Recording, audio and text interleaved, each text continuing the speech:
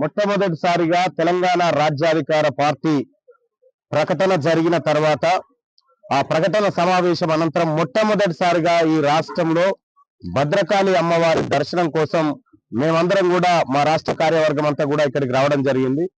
So పనిలో పనిగా ఇక్కడ ఇదే వరంగల్లో ఈ కాకతీయులు వెళ్ళినటువంటి ఈ సామ్రాజ్యంలోనే మొదటి కార్యవర్గ సమావేశాన్ని నిర్వహించుకోబోతా ఉన్నాం హరిత హోటల్లో. సో కాబట్టి అమ్మవారి దర్శనం చాలా బాగా జరిగింది. ఈ తెలంగాణ రాష్ట్ర ప్రజలకు ఒక విముక్తి కలగాల్సినటువంటి అవసరం ఉంది. అదే విషయాన్ని ఆ భద్రకాళి అమ్మవారి ముందు కోరుకోవడం జరిగింది. మీ అందరం కూడా తెలంగాణ రాష్ట్రంలో ఉన్నటువంటి ప్రజలందరూ సుఖ సంతోషాలతో బ్రతకాలని, అందరూ సమాన వాటాలు పొంది అందరూ సంతోషదాయకంగా ఉండాలని మేము అమ్మవారి ఆశీర్వాదం తీసుకోవడం జరిగింది. మేము తప్పకుండా ఆ దిశగా ముందుకు వెళ్తాం.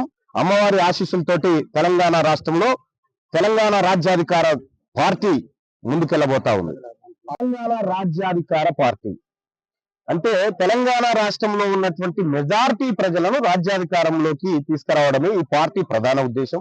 అలాగే తెలంగాణ రాష్ట్రంలో ఉన్నటువంటి ప్రతి సంపదను అన్ని వర్గాల ప్రజలు వారి దామాషా ప్రకారం ఈక్వల్ గా పంచబడాలి అనేది మా పార్టీ మరో అంశం. ఇక అలాగే తెలంగాణ రాష్ట్రంలో ఉన్నటువంటి అనేకమైన అన్యక్రాంతమైన భూముల్లో ప్రతి బీసీ కుటుంబానికి 2 ఎకరాల భూములు పంచాలనేది మా ఎజెండాలో భాగం. అలాగే హెల్త్ అండ్ ఎడ్యుకేషన్ విషయంలో కూడా అత్యంత కార్పొరేట్ లెవెల్లో అతి గొప్ప వైద్యాన్ని ఉచితంగా ప్రజలకు అందించాలనే దాంట్లో మా ఎజెండాలు ఉన్నాయి. మరీ ముఖ్యంగా ఆత్మగౌరవం అనేది బీసీ ప్రజలు తెలంగాణ రాష్ట్రంలో 7-8 దశాబ్దాలుగా ఆత్మగౌరవంతో బ్రతకాలని ప్రయత్నం చేస్తున్నప్పటికీ అది సాధ్యపడలేదు. ఈసారి ఆత్మగౌరవంతో మేము ఈ తెలంగాణ రాష్ట్రంలో ప్రజలందరినీ తల ఎత్తుకొని బ్రతికేలాగా చేయాలనేది మాకున్నటువంటి సంకల్పం.